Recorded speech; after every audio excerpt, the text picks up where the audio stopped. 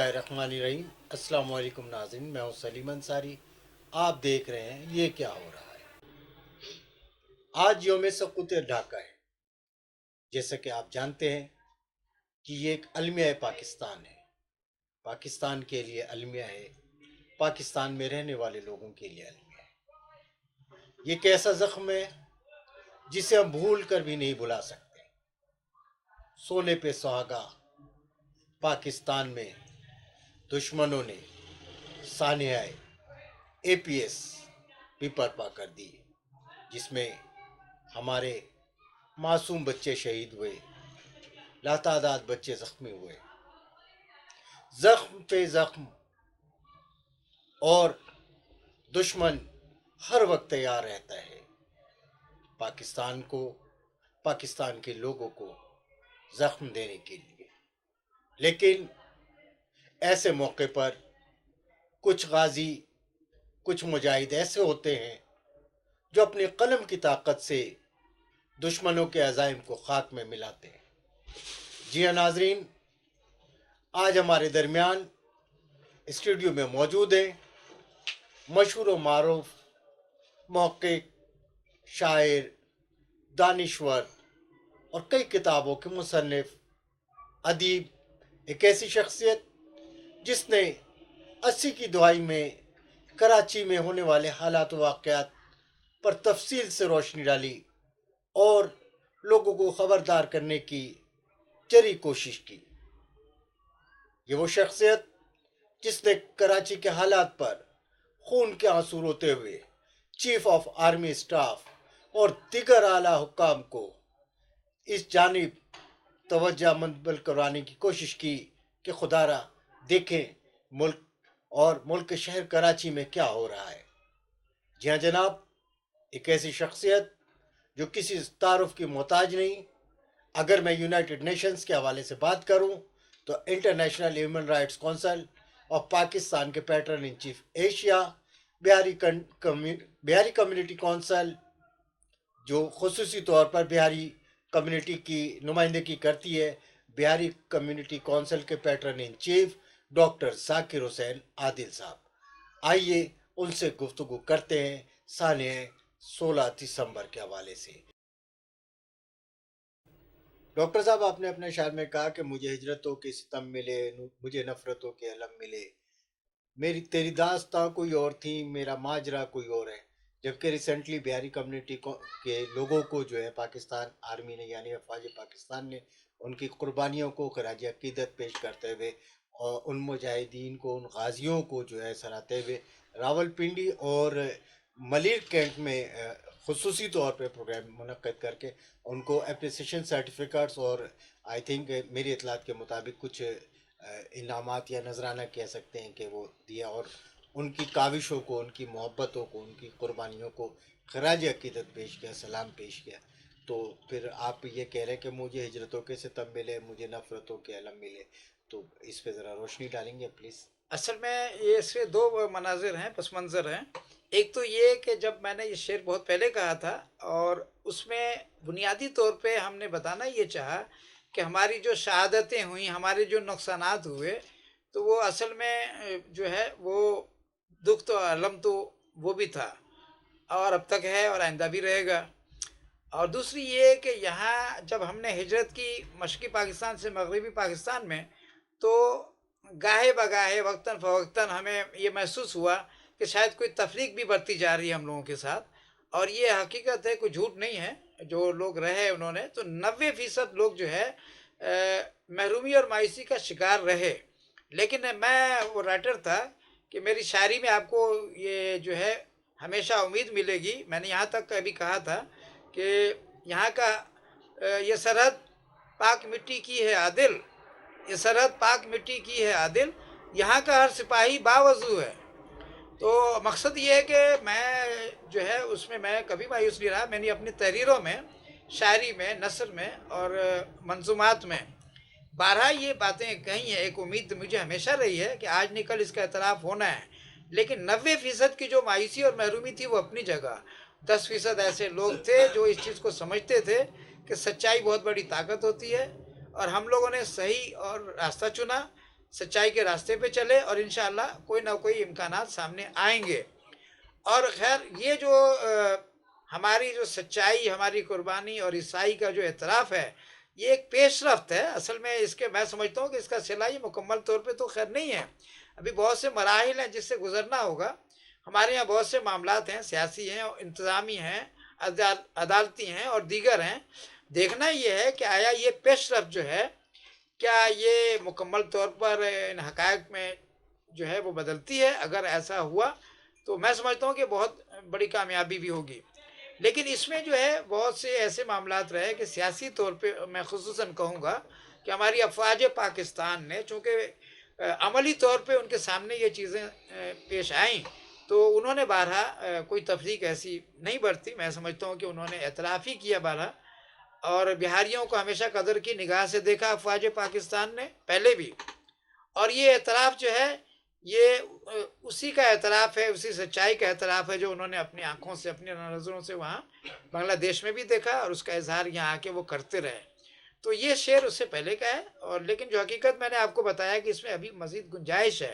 मैं समझता हूँ कि इस एतराफ़ के बाद, इस एजाज़िये के बाद हमारी कोशिश है कि इन्हें पेंशन भी मिले मज़ीद, और पेंशन के बाद इन्हें कुछ अगर प्लाट्स वगैरह भी दिए जाएँ तो ये हमारा मौक़िफ़ है। इससे पहले 2020-19 में जो हमारा छपा था ज़मीमा, उसमें हमने आर्मी चीफ साहब की जो है लेटर भी उसमें शाया किया था, और उसमें ये बात बताने की भी कोशिश की थी कि ये इस तरह का हल निकलना चाहिए, इन्हें इसको जो है खिदमत का एतराफ़ को है करना चाहिए। और अल्हम्दुलिल्लाह अल्लाह का शुक्र है कि जो हमारा मौक़िफ़ था उसमें, जो हमारे मंशूर में चीज़ें शामिल थी, उस पर अल्हम्दुलिल्लाह अफ़वाज पाकिस्तान और हुकूमत पाकिस्तान और वजारत दिफा ने, खुसूसन मैं कहूँगा कि एक बहुत फ़राख दिलाना जज्बे का इजहार किया है, और उससे हम बहुत ही कदर की निगाह से देखते हैं, और अफ़वाज पाकिस्तान के मुखलिसाना जज्बे को कदर की निगाह से देखते हुए हम शानदार खराज तहसीन पेश भी करते हैं। डॉक्टर साहब, आपने बहुत अच्छी बात की। अफ़वाज पाकिस्तान ने बिहारी कम्युनिटी की खिदमत को सराहते हुए उन्हें एजाज़ात और इनामात से नवाजा। सर, मेरा सवाल ये कि देखें, सकूत ढाका को एक अरसा गुजर गया, ठीक है सर। मेरा ख्याल है 50 साल से ज़्यादा का अरसा गुजर गया है। तो वो नस्ल जो इस वक्त बांग्लादेश के कैंपों में मौजूद है, जिनके अजदाद ने ईस्ट पाकिस्तान राइफल में जो है पाक अफवाज की शाना बचाना हिस्सा लिया और बंगालियों को जो वो नाको तले चने चबवाए, आज उनकी औलादें तकरीबन बांग्लादेश के मेरे इल्म के मुताबिक 66 कैंपों में और 2.5 लाख से ज़्यादा महसून पाकिस्तानी हैं। तो आप बेहतर नहीं होता, क्योंकि मैं आपको कलम का मुजाहिद समझता हूँ, तो क्या आपने अपने कलमी तौर पे कभी इस बात की कोशिश की, हुक्काम बाला तक इस आवाज़ को पहुँचाने की कोशिश की कि खुदारा वो महसून पाकिस्तानी भी इस पाकिस्तान का हिस्सा है और उन्हें पाकिस्तान आना चाहिए? देखें, इस पे बारहा हमने कलम भी उठाया, और आफाक खान शाहिद, हसीब हाशमी, ज़हीरुद्दीन बाबर, अब्दुल राज़िक ख़ान और केश खान, राज़िक ख़ान, मन्नान शमशी और दीगर शख्सियात ने मुझ समेत इस पर बहुत आवाज़ भी बुलंद करते रहे और मौक़िफ़ भी इख्तियार करते रहे। लेकिन उसके बाद फिर ये हुआ कि पाकिस्तान के कुछ हालात ऐसे हुए पसमानदगी के लिहाज से भी और दीगर हवालों से, कि हमने फिर इसमें थोड़ा महसूस ये किया कि यहाँ की जो सियासी सूरत हाल या जो इंतज़ामी सूरत हाल अबतर है, तो अगर वो लोग यहाँ आते हैं, खुसूसन अफ़गानियों को जब यहाँ पाकिस्तान में लाया गया, तो मैं तो समझता हूँ कि उनकी जगह पे उन्हें आना था, जो कि हुकूमत पाकिस्तान शायद कोई मसलहत का शिकार हुई या क्या हालात थे क्यों नहीं ला सकी, लेकिन उनका हक बनता था। तो उसकी बजाय उन्होंने जब अफ़गानियों को यहाँ लाया और वो लोग जब आए यहाँ, तो आने के बाद फिर उनकी तादाद भी बढ़ती रही और पाकिस्तान की मुआशी और मुआशरती हालात जो है वो कुछ बिगड़े भी और कुछ नागुफ्ता हालत होती रही। तो जिसके पस मंज़र में हमने इस पर दबाव इसलिए भी ज़्यादा नहीं डाला कि जो लोग यहाँ रह रहे हैं वो भी बड़ी मुश्किलात का सामना है उन्हें, तो शायद वो आएँ तो और मुश्किलात में इजाफा हो। लेकिन हमने एक काम ये ज़रूर किया, जो हमारी कोशिशें थीं, और अल्हम्दुलिल्लाह उसमें हम कामयाब भी हैं, उस पर काम करेंगे भी बहुत जल्द, कि उन्हें जो है बजाय पाकिस्तान के सफारती हम आहंगी के साथ अगर किसी अच्छे मजबूत ममालिक में मुंतकिल किया जाए तो मेरे ख्याल में उनके मुस्तकबिल के लिए, उनके बाल बच्चों के मुस्तकबिल के लिए कहीं बेहतर होगा। तो डॉक्टर साहब 160 166 और 60 के गलबे ने पाकिस्तान पे 70 की सूरत में मलबा गिराया। आप क्या समझते हैं कि इन दोनों में किसको आप गद्दार वतन और किसको मुहिब वतन करार देते हैं? देखिए, मैं तो ये समझता हूँ कि जो हालात थे उसमें बैनुल अक़वामी और मुल्क की साजिशों का दोनों शिकार हुए, मैं तो ये कहूँगा। और मुरद इल्ज़ाम अगर हम किसी एक पे ठहराएं ना, तो मैं समझता हूँ कि वो थोड़ा इसलिए मुनासिब नहीं होगा कि इस वक्त भी हम जिस दहाने पे खड़े हैं, आप देख रहे हैं कि बैनुल अक़वामी साजिशें किस तरह मंडला रही हैं हमारे सरों पर, और फिर मुल्की हालात में भी जिस तरह की तफरीक़ात पैदा की जा रही हैं। तो मैं इसलिए अल्फाज अदा नहीं करना चाहता कि हम बेहतरी चाहते हैं, पाकिस्तान की सलामती चाहते हैं। हम चाहते हैं कि यहाँ मोहब्बतें हों, यहाँ ज़हनी हम आहंगी भी हो। तो इसलिए हम अच्छी और तामीरी सोच को लेके आगे चलें। तो मैं ये कहूँगा कि दोनों मसलहतों का शिकार रहे, और हमें जो है आइंदा पाकिस्तान में जितने भी मकतबा फ़िक्र के लोग हैं, उन्हें ये चाहिए कि मोहब्बतों को जगह दें दिलों में, और पाकिस्तान की सालमियत के लिए काम करें, और बैनुल अक़वामी साजिशों पे भी नज़र रखें, लेकिन अपनी इस्लाह करते हुए, दिलों में जगह देते हुए एक दूसरे को साथ लेकर चलें। डॉक्टर साहब, सकूत ढाका में इंडिया के किरदार को आप किस निगाह से देखते हैं? देखें, ये तो एक खुली बात थी कि सकूत ढाका में अफवाज पाकिस्तान जो है उसने बड़ी जुल्म ज़्यादती की, और शुरू में तो बंगाली भाइयों के साथ भी ज़्यादती हुई, ऐसी बात नहीं है। बंगाली, यहाँ मैं आपको ये बताता चलूँ कि बांग्लादेश में मुफ्ती बाहिनी जहाँ इंतहा पसंद थी, वहाँ बहुत से बंगाली ऐसे भी थे जो तामीरी सोच रखते थे, और दीनदार भी थे उनमें, मैंने देखा 5 वक्त के नमाजी भी थे, अच्छे लोग भी थे। मुफ्ती बाहिनी ने, और चूँकि उनमें एहसास महरूमी इतनी पैदा कर दी गई थी कि वो मजबूर हो गए थे, उन्होंने उन्हें अंदिया दिया आने का, हिंदुस्तान को, इंडिया को आने का। इंडिया की अफवाज आई, इंडिया के लोग आए, उन्होंने मुफ्ती बाहिनी का साथ दिया, और उसके जवाब में फिर जुल्म ज़्यादती शुरू हुई। उसमें बिहारियों के साथ भी जुल्म ज़्यादती हुई, और बाद जगहों पर वो तामीर पसंद बंगाली थे जो भी जद में आए वो। तो ये कि सरासर इंडिया की वो ज़्यादती तो थी, और अब भी जो दबाव है मसरिन के लिए, वो इंडिया भी अब भी उसमें शामिल है। मैं समझता हूँ कि उससे वो आरी नहीं है, लेकिन ये ज़रूर है कि इंशाअल्लाह उनके जो है अज़ाइम बहुत ऊंचे हैं। जो मैसूर पाकिस्तानी बांग्लादेश में हैं, कैंपों में हैं, उनके अज़ाइम बुलंद हैं। वो आज भी पाकिस्तान का परचम लहरा रहे हैं वहाँ, और पाकिस्तान से उन्हें मोहब्बत है। और मुझे यकीन है कि अफवाज पाकिस्तान, हुकूमत दिफा और हुकूमत पाकिस्तान मुस्तकबिल करीब और बईद में उनके लिए अच्छे ही फैसला करेगी, अच्छी ही सोच रखेगी, और मैं समझता हूँ कि उन्हें तक़वियत मिलेगी। बिहारी कम्युनिटी कौंसिल यहाँ रहते हुए भी उनकी बका, उनकी सलामती, मुआशी इस्तेहकाम के लिए सोचती और काम करती है, कर रही है। और वो तमाम ग्रुप्स जो बिहारी कम्युनिटी के लिए, बिहारी बरादरी की बका के लिए काम कर रहे हैं, मैं फ़राग़ दिलाना, खुले जहन से, कुशादा दिली के साथ मैं उनकी जद्दोजहद को कदर की निगाह से देखता हूँ, और मैं समझता हूँ कि वो अच्छा काम कर रहे हैं, अच्छा काम करने की कोशिश कर रहे हैं। तमाम लोग अच्छा काम कर रहे हैं, और हमें उन्हें सराहना चाहिए, और मैं उसे इंशाअल्लाह सराहता हूँ उनके कामों को, और उम्मीद करता हूँ कि वो मुत्तहिद और मुनज़्ज़म होकर बिहारी कम्युनिटी की बका, सलामती और इस्तेहकाम के लिए और मुआशी बेहतरी के लिए हमारे साथ हैं भी और साथ देंगे भी, और इंशाअल्लाह बहुत खुले जज्बे और दिल के साथ आगे बढ़ेंगे। डॉक्टर साहब, ये बताएं, एक सर्वे के मुताबिक पाकिस्तान में तकरीबन, खुसूसन कराची में 70 लाख से 90 लाख या इसके कम व बेश दिगर कम्युनिटी के लोग जो हैं वो आबाद हैं, या यूं कह लें कि बंगाल से ताल्लुक़ रखने वाले लोग आबाद हैं।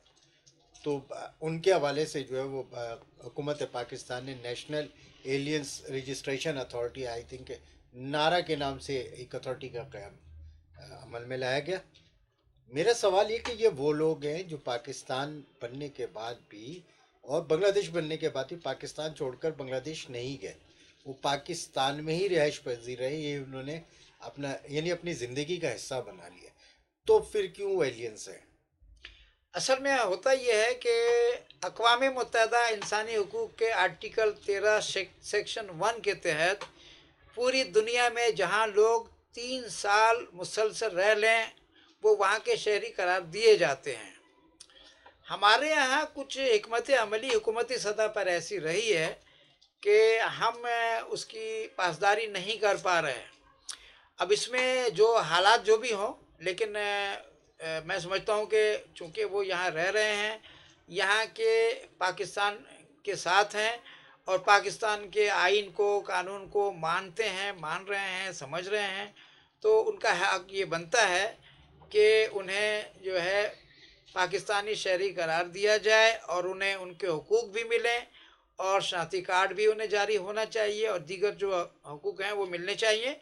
लेकिन जैसा कि बिहारी कम्युनिटी के साथ अब तक हुआ और 50 साल के बाद अल्हम्दुलिल्लाह हुकूमत पाकिस्तान ने, दफ़ा पाकिस्तान ने और अफवाज पाकिस्तान ने इसार को, जज्बे को बिहारी कम्युनिटी के सराहा, तस्लीम किया और उन्हें एजाज़िया भी दिया। तो इसी तरह मैं समझता हूँ कि वक्त और हालात के साथ साथ, तग़य्युरात के साथ साथ हुकूमत पाकिस्तान इसे संजीदगी से सोचेगी इस पर और इसे संजीदा लेते हुए इसका हल भी निकालेगी। लेकिन मैं अक़वाम मुत्तहिदा के आर्टिकल 13 सेक्शन 1 का हवाला इसलिए दिया कि ये आप बिल्कुल इसको देख भी सकते हैं, एक कानून है पूरा कि इसको 3 साल के बाद शरीयत मिलनी चाहिए उन्हें और उनका हक है। लेकिन यहाँ बहुत सी जगहों पे अब भी बिहारी कम्युनिटी के साथ इम्तियाजी सलूक हो जाता है। अब तो बहुत बेहतरी अमल में आई है। अब मुझे यकीन है कि आइंदा बिहारी कम्युनिटी के लिए कोटे का तयन और इंतज़ामी तौर पे जो उनकी नुमाइंदगी है उसका तयन और जो उनकी मुआशरती बेहतरी है उसके कोटे का तयन और दीगर शोबों में भी बिहारी कम्युनिटी को मज़ीद जो उनकी मराहत या हुकूक बनते हैं वो देने के लिए इक़दाम किए जाएंगे। मैं इस सिलसिले में पुरुमीद भी हूँ और मेरी कोशिशें भी रहती हैं। मैं शब रोज़ इसके लिए काम करता हूँ। मेरी पूरी टीम इस पर मुबारकबाद की हकदार है और हमारी पूरी टीम इसमें शब रोज़ काम कर रही है अल्हम्दुलिल्लाह। और बहुत हमारी टीम जो है मेहनत और जज्बे से काम करती रहती है इसके लिए और मैं उन तमाम बरादरियों का शुक्रगुज़ार हूँ जो हमारे इस मंशूर के फ़रोग़ में मुआवनत करती हैं और इसे तशरीही तौर पर, अमली तौर पर आगे बढ़ाने में मुआविन का किरदार अदा कर रही हैं। मैं उन्हें भी सलाम भी पेश करता हूँ और उनका शुक्रगुज़ार भी हूँ और मैं तवक्को रखता हूँ कि आइंदा भी उनकी मोहब्बतें, खुलूस, चाहत हमारे साथ इसी तरह रहे। याद माजी अजाब है यारब, याद माजी अजाब है यारब, या इलाही छीन ले मुझसे हाफसा मेरा। जब सानिया सकूत ढाका की बात होती है, 1970s की बात होती है, दिल दहल जाता है, आंखों से आंसुओं का दरिया बह निकलता है। सोचता हूँ कि मेरे वो भाई जो मैसूरीन पाकिस्तानी के नाम से अपने वतन होते हुए गैर मुल्क में जी रहे, दियारे गैर में है वो मुहब्ब वतन लोग जिन्होंने इस पाकिस्तान राइफल के नाम से पाकिस्तान आर्मी के शाना बशाना हर मुहाज पर हिस्सा लिया, ज़ख्म खाए, इस्मतें लुटवाई, शहीद हुए पर आ न की। इस कम्युनिटी को पूरी दुनिया बिहारी कम्युनिटी के नाम से जानती है।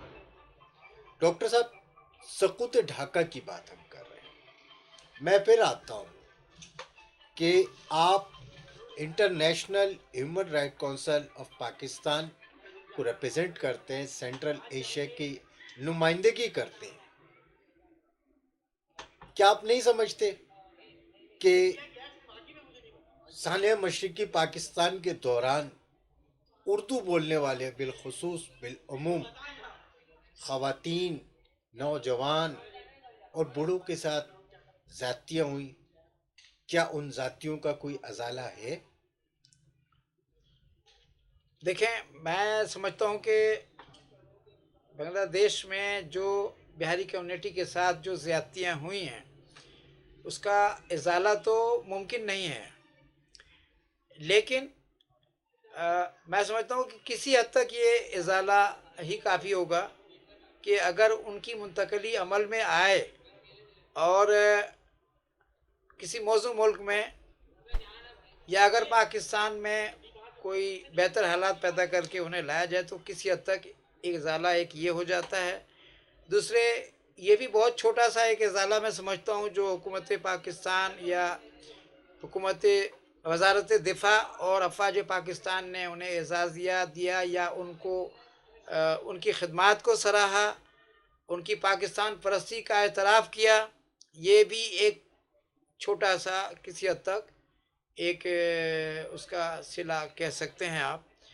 और आइंदा अगर जो नुमाइंदगियाँ मैंने पहले बताई हैं आपको मुख्तलिफ़ शोबों में, अगर बिहारी कम्युनिटी को अगर मिल जाएं तो मैं समझता हूँ किसी हद तक इसका इज़ाला हो जाएगा। डॉक्टर साहब, बिहारी कम्युनिटी में एक नाम जमात इस्लामी से ताल्लुक़ रखने वाले एनआरसी के नसीम खान साहब का था।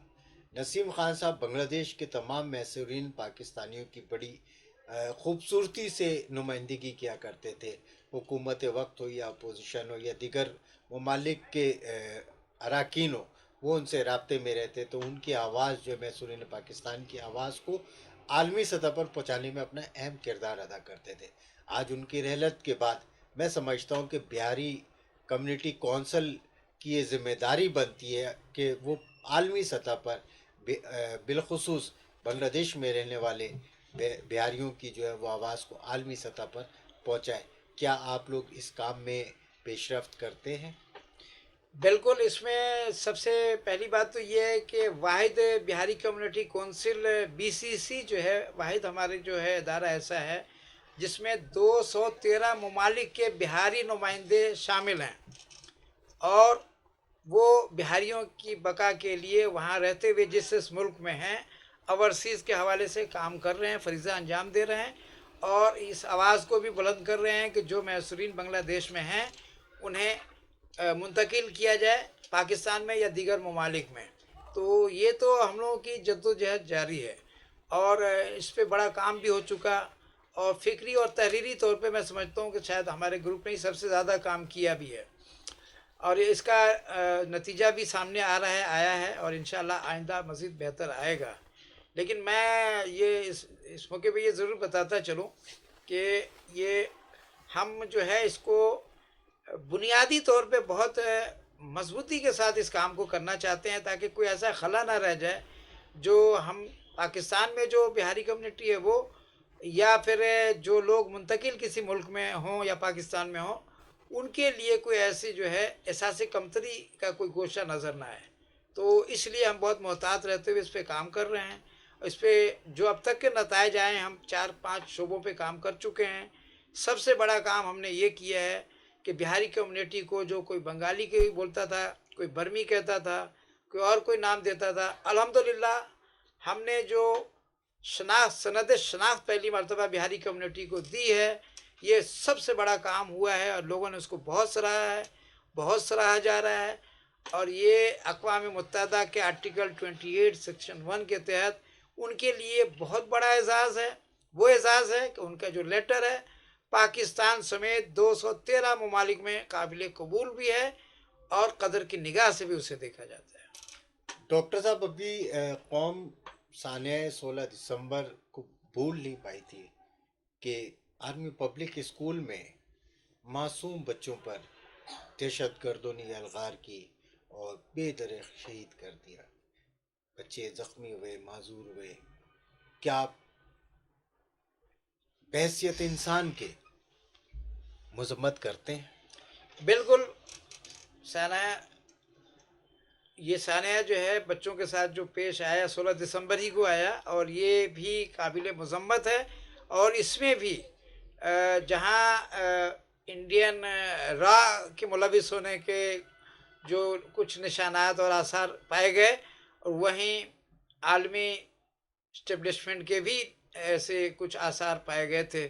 तो ये तो मामला चलते हैं, लेकिन उन्हें बहरहाल वो जो लोग इस तरह के काम कर रहे हैं, उन्हें ये ज़रूर सोचना चाहिए कि मासूम बच्चे जो है ये असासा होते हैं, चाहे वो किसी भी मुल्क के हों, और उन्हें जो है वो मौका फराहम होना चाहिए कि वो अपने जिस मुल्क में रहते हों या आलमी बरादरी में जाके उनकी मुशावरत से पूरी दुनिया के लिए और जिस मुल्क में रहते हैं वहाँ के लिए वो अहम किरदार अदा कर सकें, बड़े होकर अच्छे काम कर सकें, मुल्क की तामीर व तरक्की और दुनिया की तामीर व तरक्की के लिए काम कर सकें।